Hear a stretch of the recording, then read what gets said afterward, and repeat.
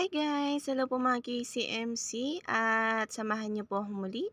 Tayo ay magluluto ng ginisang sapsap sa kamatis at kalamansi.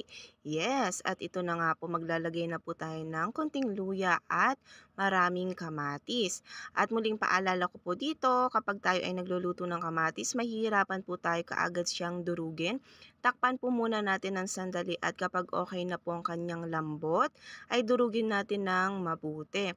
And next na po natin ang patis at konting pampalasa.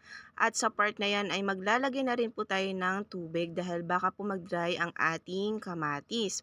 And next na nga po natin dyan, ilagay na rin po natin ang ating kalamansi and hayaan lang po natin siya ng kumulo, takpan po muna natin.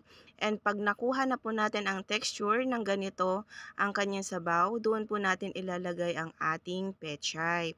Yes, at sa pechay na yan, yan po yung pinalagay nilang gulay. Depende pa rin po yan kung ano po yung gagamitin natin ng gulay or kangkong o pechay. Nasa sa atin na po yun, mga KCMC. And yan na nga po, haluin lang po natin siya ng mabuti and kapag okay na nga po, takpan po natin ng sandali.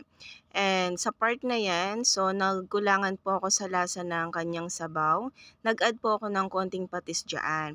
Dahil bago po natin ilagay ang ating isda na sapsap, dapat okay na po ang kanyang sabaw dahil iibabaw lang po natin dyan yung ating isda na sapsap dahil baka po ito ay magkalasog-lasog or mga durog. Yan nga po siya guys. So nilagay na po natin ang isdang sapsap at kapag okay na nga po yan, nailagay na po natin sila ng mabuti at pakuluan lang po natin yan, takpan natin. At kapag okay na po ang kanyang lambot, doon po natin siya kukunin ang ating mga sapsap. Yes, hindi po kayo nagkakamali mga KCMC. Kukunin ko po yan kapag okay na po ang kanyang lambot, ang kanyang luto. Dahil itatransfer ko po siya sa isang Tupperware para hindi po tayo mahihirapan kumuha ng ating gulay at ang ating sabaw. At para iwas na rin po ito sa durog ng ating sapsap. And naway may natutunan po kayo sa aking video na ito.